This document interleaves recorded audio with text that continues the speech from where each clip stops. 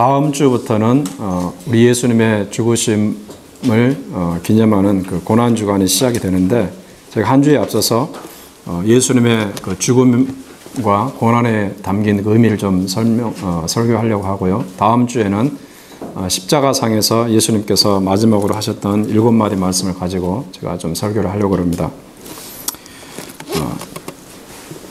예수님께서 이 땅에 오셔서 영광을 받으신 것은 아무것도 없습니다. 많은 사람들에게 복음을 전하고 또 많은 사람들을 질병에서 건져내고 심지어 죽은 자 가운데서 그들을 살려냈지만, 예수님에게 돌아온 것은 비난과 또 치욕과 억울한 재판과 십자가의 죽음뿐이었습니다. 그래서 예수님의 생애를 한마디로 말하면 고난의 생애다, 이렇게 말할 수가 있는데, 많은 고난 중에서도 하이라이트는 십자가 죽음의 고난이죠. 십자가에서 예수님은 참혹한 고난을 당하셨습니다. 그런데 중요한 것은 이 고난이 끝이 아니라는 것입니다. 예수님께서 십자가의 죽음으로 말미암아 그의 인생이 끝나거나 그의 어떤 평판이 더러운 오명을 쓰고 끝나거나 그런 것이 아니었습니다. 견디기 힘든 치욕과 조롱과 고난과 모든 어려움을 겪으셨지만 그것이 끝이 아니고 예수님은 죽음을 뛰어넘으셔서 다시 살아나셨습니다. 이것이 우리가 예수 그리스도를 믿는 분명한 이유이기도 합니다.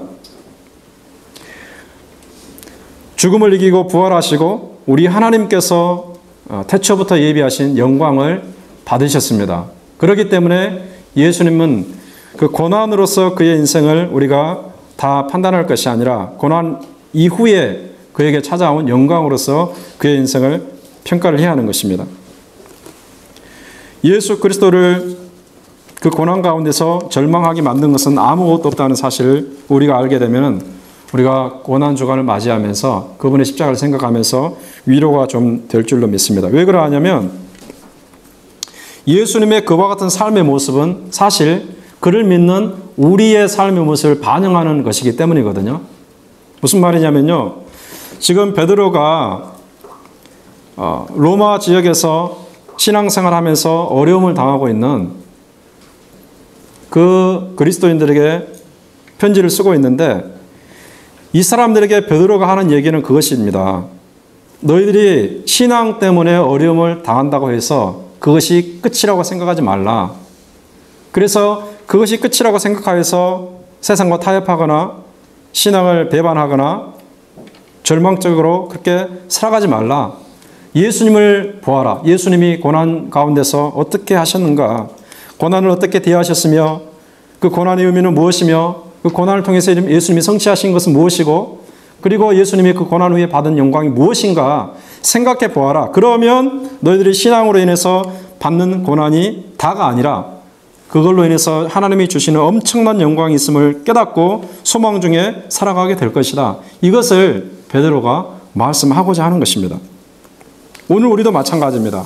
우리가 예수를 믿는 것 때문에 여러 가지 어려움과 난관을 겪지만 만약 그것이 전부라면 우리는 신앙생활할 의의를 찾지 못하겠죠. 그러나 그것이 전부가 아니고 예수님 때문에 어려움을 당하게 되면, 복음으로 인해서 어려움을 당하게 되면 하나님이 장차 주실 영광이 무한하기 때문에 그것을 보면서 희망을 잃지 않고 소망 중에 살아라. 이 메시지를 우리 하나님께서 베드로를 통해서 오늘날 우리에게 말씀하고자 하시는 것입니다.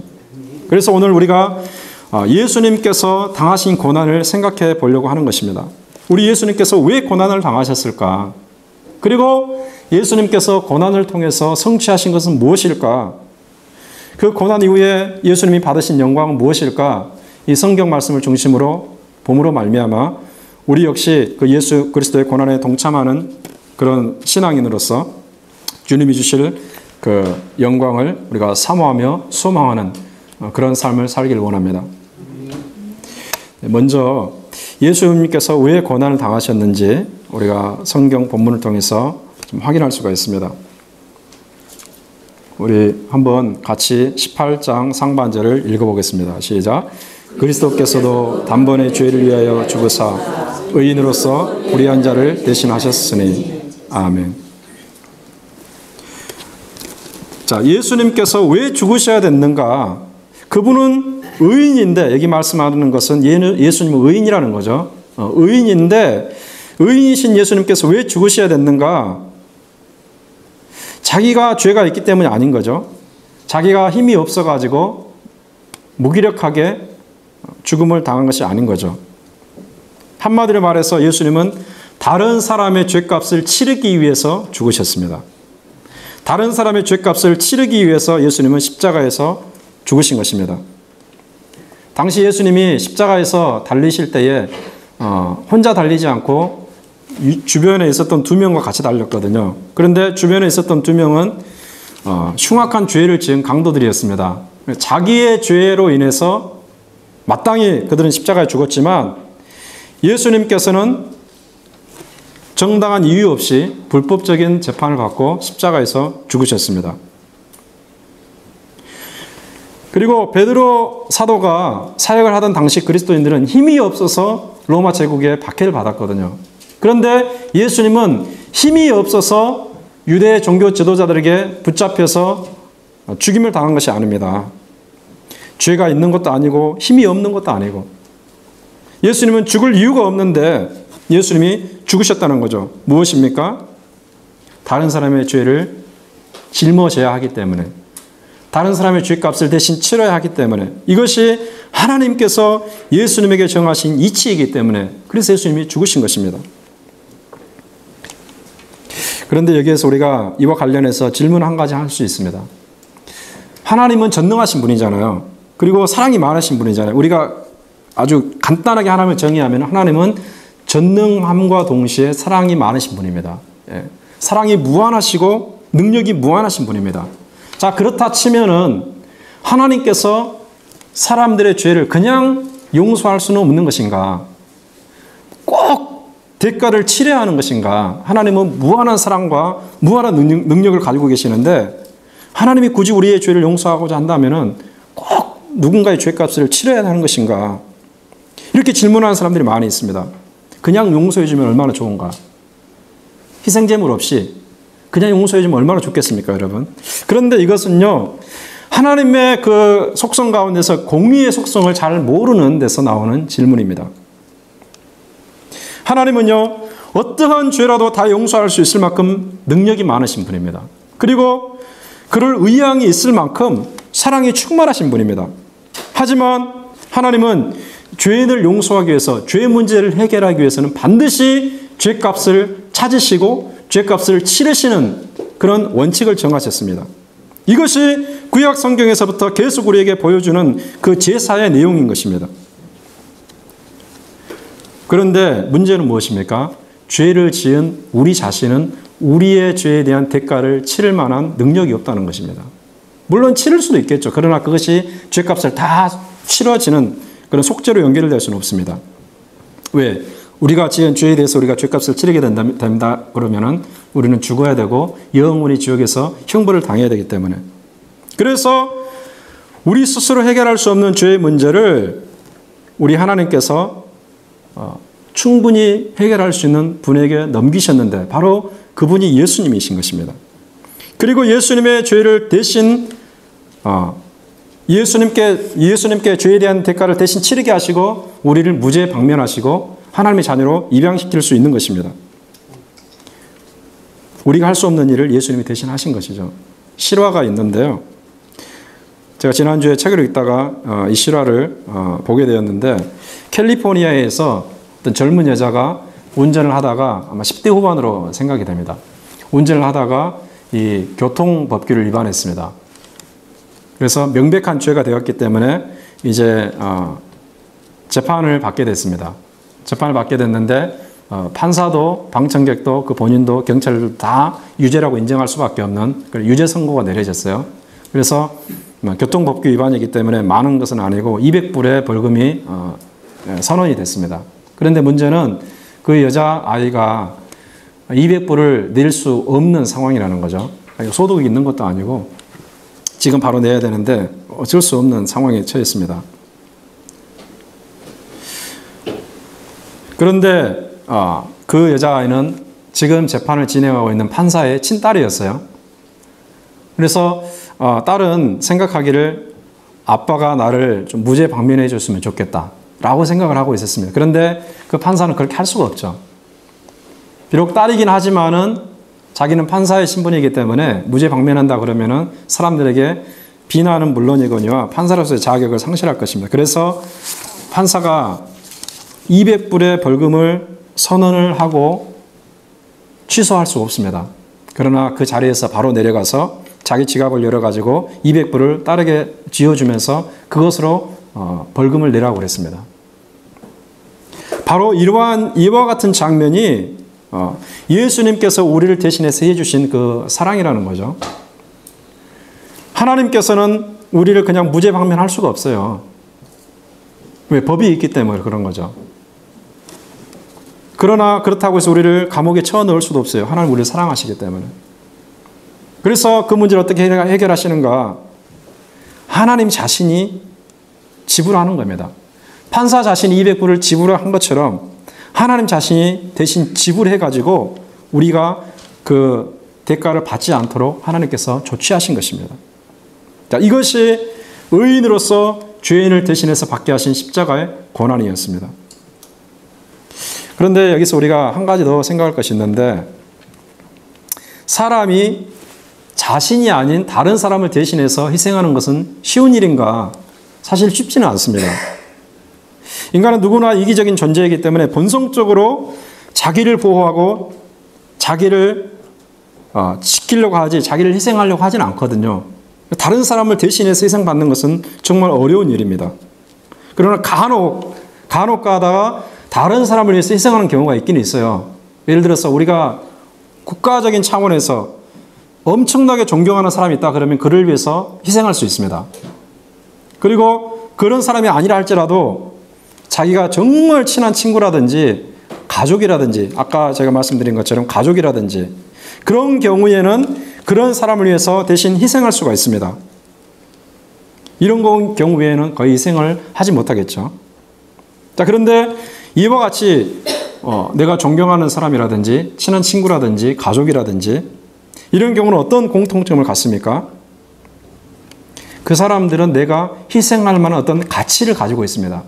내가 희생을 함으로 인해서 그에 대한 어떤 경제적인 대가, 보상이 돌아오는 것은 아니지만 내가 그 사람을 위해서 희생할 만한 어떤 가치를 그들이 가지고 있기 때문에 그 사람 안에 그와 같은 가치가 있기 때문에 그와 내가 의리로 묶여 있다든지 사랑하는 가족이라든지 내가 극단적으로 존경하기 때문이라든지 어떤 가치가 있잖아요. 그래서 이기적인 본성을 초월해서 그 사람 대신해서 희생할 수가 있는 것입니다. 간혹가다 있어요. 다 그런 것은 아니고. 그런데 예수님의 경우는 어떻습니까? 생각을 해보세요. 예수님께서 그 사람을 대신해서 희생을 치렀는데 그 사람이 예수님의 희생을 받을 만한 가치가 있는 것인지, 우리는 예수님의 가족이 아니잖아요. 예수님의 친구가 아니잖아요. 예수님이 우리를 존경할 만한 어떤 구석이 우리에게는 없어요. 예수님은 완벽하신 분이고 우리는 맨날 넘어지고 자빠지고 하나님께 반항하는 그런 존재인데 무슨 존경할 만한 구석이 우리에게 있겠습니까? 오히려 우리는 하나님을 대적하고 하나님을 미워하는 사람들입니다. 그런데 예수님께서 우리를 위해서 희생을 하셨다는 사실이죠. 바울이 이와 같은 말씀을 우리에게 해주고 있는데 같이 한번 읽어보겠습니다. 시작. 의인을 위하여 죽는 자가 쉽지 않고 선인을 위하여 용감히 죽는 자가 혹 있거니와 우리가 아직 죄인 되었을 때에 그리스도께서 우리를 위하여 죽으심으로 하나님께서 우리에게 대한 자기의 사랑을 확증하셨느니라. 곧 우리가 원수 되었을 때에 그 아들의 죽으심으로 말미암아 하나님으로 더불어 화목되었은즉. 아멘. 아무런 죄도 없으신 예수님께서 죄가 많은 우리를 대신해서 죽으셨어요. 우리는 죄가 정말 많을 뿐만 아니라 매 순간순간 영적으로 마음으로 하나님을 대적하는 원수였습니다. 하나님을 계속해서 치고 하나님을 싫어하고 하나님의 법을 어기는 그런 원수였잖아요. 그런데 우리를 대신해서 예수님이 대신 죽으셨다는 사실이죠. 우리가 이런 케이스를 한번 생각해 볼 수가 있겠어요. 과거에 일본이 우리나라를 침략했잖아요. 그런데 모든 것을 다 잃었죠. 우리가 이름도 잃고 어떤 국가의 존망이 일본에게 달려 있었잖아요. 완전히 망했었습니다. 그런데 그와 같은 결과를 가져오도록 뒤에서 일했던 사람들이 있는데 그 사람들을 오적이라고 그러죠. 5명, 우리나라를 대적했던 5명, 오적이라고 그러는데 그 가운데 가장 유명한 사람이 누구냐면 이완용이라는 사람입니다. 우리나라의 원수죠. 이완용이를 존경하거나 좋아할 만한 사람이 얼마나 많이 있겠습니까? 다 싫어합니다. 근데 이와는 반대로 잃어버린 나라를 되찾기 위해서 목숨을 내걸고 일했던 사람들이 많이 있었죠. 그 중에 안중근 의사도 있습니다. 이 사람은 이토 히로부미를 암살하고 우리나라를 구원하려고 애를 썼던 사람이고 감옥에서 이제 사형을 당했습니다. 그런데 이거는 뭐 가정이긴 하지만요. 이해를 돕기 위해서 이런 경우가 있다고 한번 생각을 해보시기 바랍니다. 일본 편에 서가지고 우리를 팔아먹었던 그 이완용이가 거리를 가다가 사람들에게 발각이 돼가지고 에워싸입니다. 그래서 구타를 당하고 돌에 맞아 지금 죽어가는 상황입니다. 그런데 그 길을 가던 한 사람이 그 사람에게 들어가가지고 무리를 뚫고 들어가가지고 그 사람을 감싸안고 그 사람 돌을 던지지 말라고 그러면서 대신 돌에 맞아 죽어가고 있습니다. 그럴 일이 없겠지만은 그럴 일이 있다고 생각해 보시기 바랍니다. 그런데 그렇게 이완용이를 대신해서 죽어가는 사람이 안중근이라고 생각해 보시기 바랍니다. 여러분 이해가 안 되죠? 그러면 그런 상황이 있을 수가 없겠죠.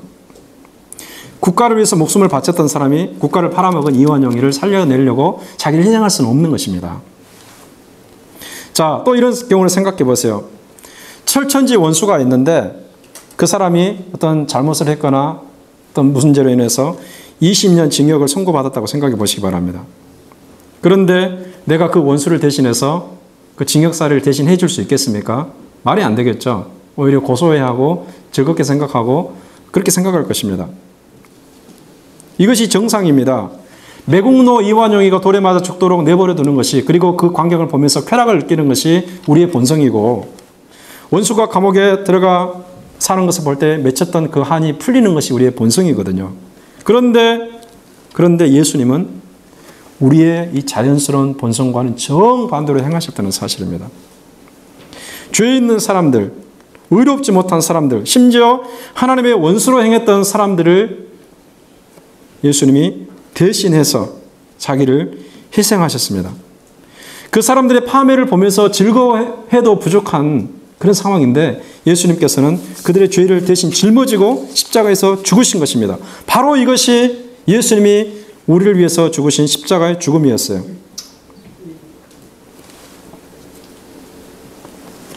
베드로가 말하는 의인으로서 죄인을 위해서 대신 당한 고난이 바로 이것이었습니다. 그러므로 우리가 이 고난주간을 지내면서 예수님의 죽음을 깊이 한번 묵상할 필요가 있습니다. 우리는 신앙생활을 그냥 주일날 예배 왔다가 그냥 떠나는 그걸로 생각해서는 안 돼요, 여러분. 하나님께서 선지자 이사야를 통해서 이스라엘 백성들에게 주신 말씀 중에 이런 말씀이 있습니다. 어찌해서 마당만 밟느냐. 마당만 밟는 사람들이 있어요. 성전의 마당만 밟지 성전 가운데서 하나님을 만나지 못하고 하나님이 그들에게 베푸신 그 십자가의 은혜를 알지 못하는 사람들이 있다는 사실이죠. 우리가 21세기에 세계적으로 가장 큰 종교를 믿는 사람에 속해 있다는 그 생각으로 그냥 종교 생활을 할 것이 아니라 살아있는 하나님을 만나야 되고 하나님께서 우리의 죄를 위해서 이 땅에 내어주신 예수 그리스도를 만나야 돼요. 예수님의 죽으심이 도대체 무슨 의미가 있는지 그 의미를 바로 알아야 돼요. 그러지 못하면 우리는 상황과 환경에 따라서 표류할 수가 있고 이단에 사로잡힐 수가 있고 인생을 망칠 수가 있습니다. 요즘에 한국에서 CBS에서 신천지에 빠진 사람들에 대해서 계속 방영을 하고 있습니다. 여러분도 기회 되시면 한번 보시기 바랍니다. CBS에서 하고 있는데 그 사람들의 열심은요 우리보다 더 합니다. 여러분들이 하나님에게 보이는 열심, 여러분들이 교회 안에서 보이는 그 희생, 이것은 비교가 되지 않습니다. 그 사람들이 보이는 열심과 그 헌신은. 그런데 그 사람들은 잘못된 길을 택했어요. 멸망한 길로 전속력으로 달려가고 있습니다. 왜 그랬습니까? 예수님의 십자가 죽음의 의미를 모르거든요. 살아계신 하나님을 아직 만나지 못한 거거든요. 그들이 의지하고 그들이 믿는 대상은 이만희 종교 지도자 한 사람뿐입니다. 그 입에서 나오는 모든 말은 그들에게 진리로 통용이 되는 거예요. 우리는 예수님의 고난의 이 주간을 지내면서 그가 왜 이 땅에 오셨는지, 그가 왜 죽으셔야 했는 것인지, 그가 우리에게 주신 사랑은 무엇인지 이것을 깨달아야 할 것입니다. 이 은혜가 저와 여러분에게 있기를 주님의 이름으로 축원합니다. 예. 다음으로요, 예수님께서 이 죽으심의 고난, 이 죽으심의 고난을 통해서 성취하신 것이 무엇일까? 예수님 십자가 죽음으로 무엇을 성취하셨을까? 이것을 우리가 생각해 보기를 원합니다. 자, 18절 하반절에 나와 있는데 같이 읽어보겠습니다. 시작. 이는 우리를 하나님 앞으로 인도하려 하심이라. 아멘. 예수님께서는 우리를 하나님 앞으로 인도하기 위해서 예수님의 죽으심을 통해서 우리를 하나님 앞으로 인도하셨다는 사실이죠. 자, 인도한다는 게 도대체 무슨 말인가? 하나님 앞으로 인도한다는 게 이것은요, 현재 이미 발생한 일을 포함하고 장차 최후 이후에 발생한 일을 포함합니다. 하나님 앞으로 인도하신다. 현재 우리에게 주어진 어떤 것이 있고 장차 우리가 받을 어떤 것이 있습니다. 예수님은 현재 우리와 하나님과의 관계를 활짝 열어주셨습니다. 즉 우리가 하나님께로 나아갈 수 없는데 하나님께 나아갈 수 있도록 활짝 열어주셨어요. 자, 이것이 어떤 모습을 통해서 나타났냐면요, 예수님 십자가에 죽으실 때에 많은 현상이 일어났습니다, 여러분. 그런데 성경을 자세히 보면은 성소 휘장이 찢어졌다는 내용이 나옵니다. 예. 성전은요, 성소와 지성소로 구분이 되어 있거든요. 예. 지성소는 아무나 들어갈 수가 없고 대제사장만 1년에 한 번밖에 들어갈 수 없는 그런 장소인데, 예수님 십자가에 죽으신 그때에 아무도 손을 대지 않았는데 위로부터 아래로 그 지성소를 가로막고 있던 휘장이 찢어졌습니다. 그 가죽으로 된 휘장이 찢어졌어요. 그 뭐를 의미하는가? 우리가 제사장을 통하지 않고 하나님께로 직행할 수 있다는 것을 말합니다. 제사장을 통하지 않고 직행하는 겁니다. 여러분이 목사를 통해서 하나님께 가는 게 아닙니다. 여러분, 천주교의 오류가 뭐냐면요, 여러분 천주교도 기독교와 유사하다 생각할지 모르겠는데 그렇지 않습니다. 천주교의 오류는 뭐냐? 성도들이 하나님께 나아갈 때에 반드시 누군가를 거칩니다. 인간 제사장을 거칩니다. 여러분, 죄를 고백할 때도 누구를 거칩니까, 여러분? 고백이라고 그래가지고 제사장에게 고백하잖아요. 사제들에게 고백합니다. 그리고 심지어 예수님께 기도할 때도 누구를 통해서 기도하냐면 마리아를 통해서 기도합니다. 그러니까 천주교가 교리적으로 잘못되어 있는 것입니다, 여러분. 우리 주님께서 십자가에서 죽으시는 그 순간 우리가 하나님께로 나아갈 수 있는 길이 활짝 열렸습니다. 누구를 의지하고 가는 게 아닙니다. 어느 누구가 제사장이 되는 것이 아닙니다. 예수님께서 이 땅에 오신 마지막 제사장이 되는 것이고 우리가 그 제사장이신 예수님을 의지해서 하나님께 나아가는 것입니다. 예수님이 우리가 하나님께로 나아갈 수 있는 길을 열어주셨습니다. 그리고 장차 우리가 최후의 심판 이후에 하나님께로 갈 수 있는 길도 열어주시는 것입니다. 성경에 따르면은 이제 이 세상이 마지막이 될 때에 백보자 심판이 이루어지게 됩니다. 하나님께서 백보자 심판을 하실 때에 그 마음속에 예수님에 대한 신앙이 있는 사람과 예수님에 대한 신앙이 없는 사람은 완전히 다른 길을 가게 되는 것입니다. 아무리 종교 행위를 하고 아무리 이 땅에서 선한 일을 한다고 노력하는 사람이라 할지라도 그 안에 예수님의 생명이 없고 예수님의 신앙이 없는 사람은 영원한 멸망을 향해서 달려갈 수밖에 없어요. 그러나 이 마음에 예수 그리스도가 있다, 예수님의 생명이 있다, 거듭남의 흔적이 있다, 그 사람은 하나님께로 가게 됩니다. 천국 새하늘과 새 땅에 가게 됩니다. 이 땅의 신천지가 아니라 하나님께서 만드실 새하늘과 새 땅에 가게 되는 것입니다. 이것이 우리를 하나님께로 인도한다는 의미가 되는 것입니다. 그리고 또 한 가지가 있는데, 자, 읽어보겠습니다. 시작.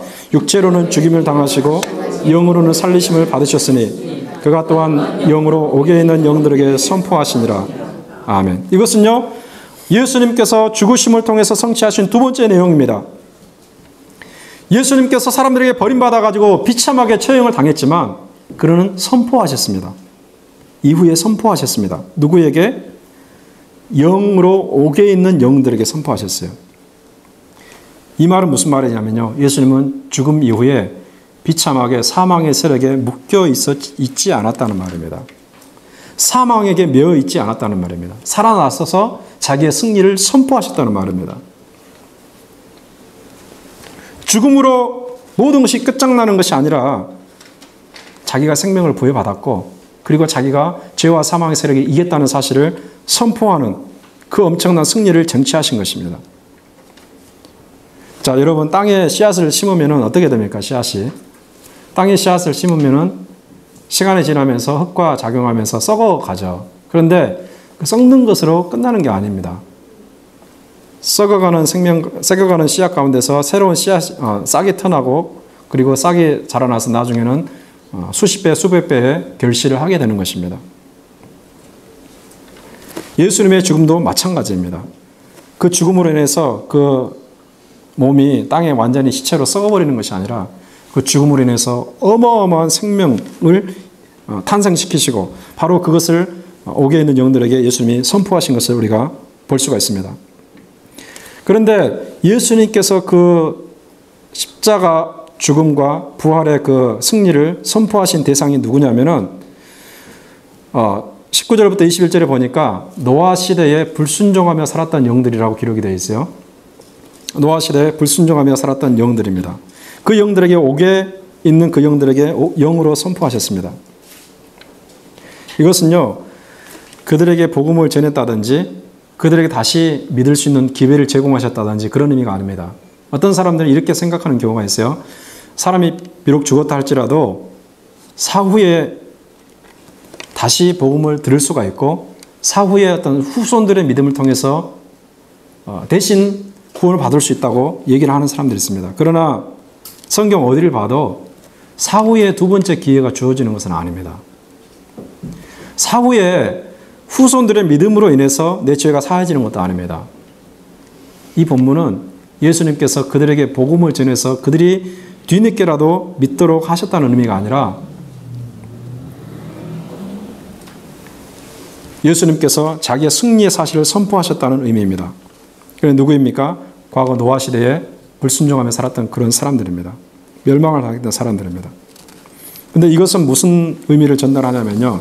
사실상 예수님의 선포는 이 세상에 있는 모든 사람들에 대한 것이다. 이 말입니다. 무슨 말이냐면요.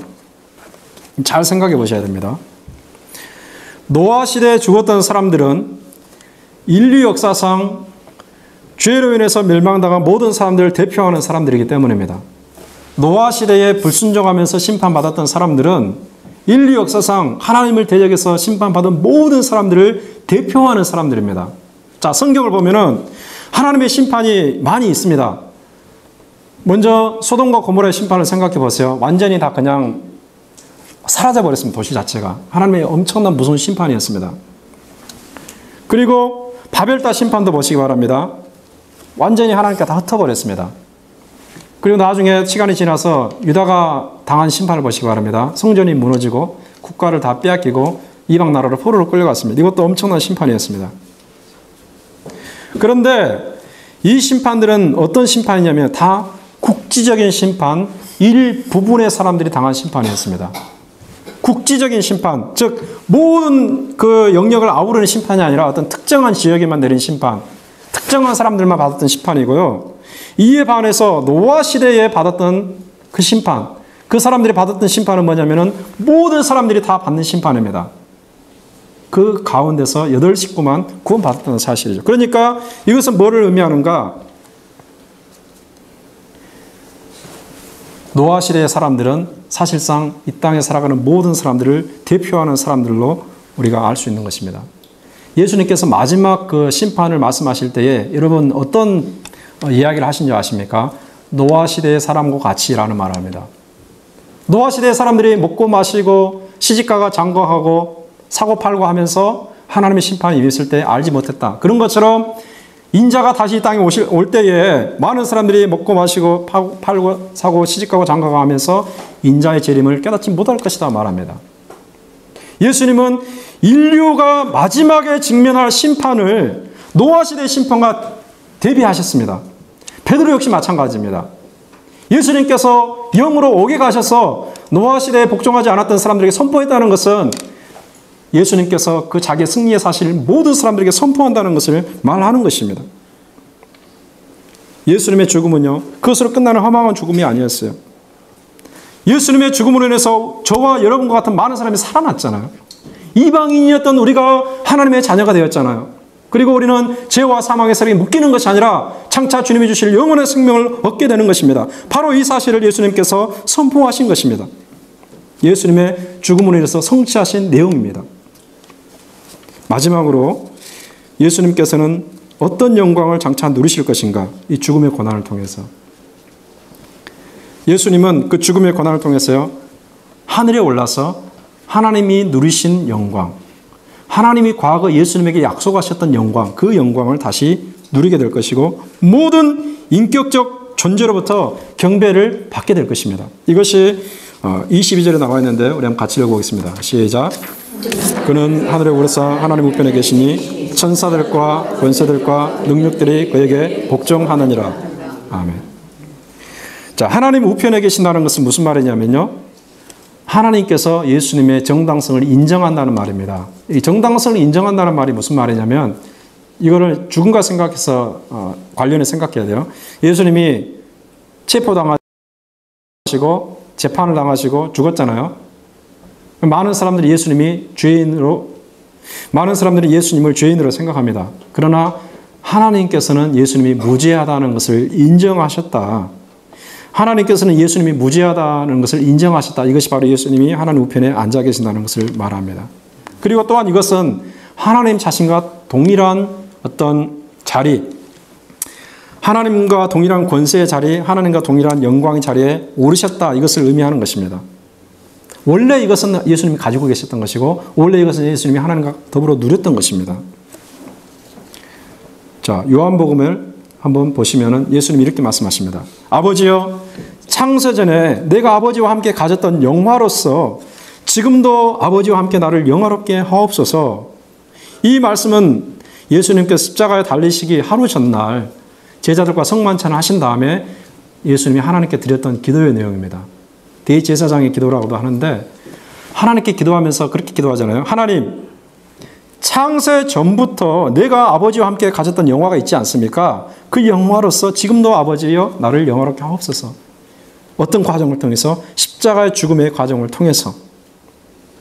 그리고 하나님은 예수님을 그와 같은 자리에 올려놓으셨습니다. 그리고 베드로가 이 사실을 선포하는 것입니다. 그리고 장차 이제 이 땅에 종말이 오게 되면 모든 인격적인 존재들이 그분 앞에 무릎을 꿇게 될 것이고 그분에게 조아르게 될 것이고 그분을 주라 시인할 것입니다. 이것을 사도 바울이 기록하고 있는데 우리 같이 한번 읽어보겠습니다. 시작. 이름으로 하나님이 그를 지극히 높여 모든 이름 위에 뛰어난 이름을 주사 하늘에 있는 자들과 땅에 있는 자들과 땅 아래에 있는 자들로 모든 무릎을 예수의 이름에 꿇게 하시고 모든 입으로 예수 그리스도를 주라 시인하여 하나님 아버지께 영광을 돌리게 하셨느니라. 아멘. 예수님이 장차 이와 같은 영광을 받게 될 것입니다.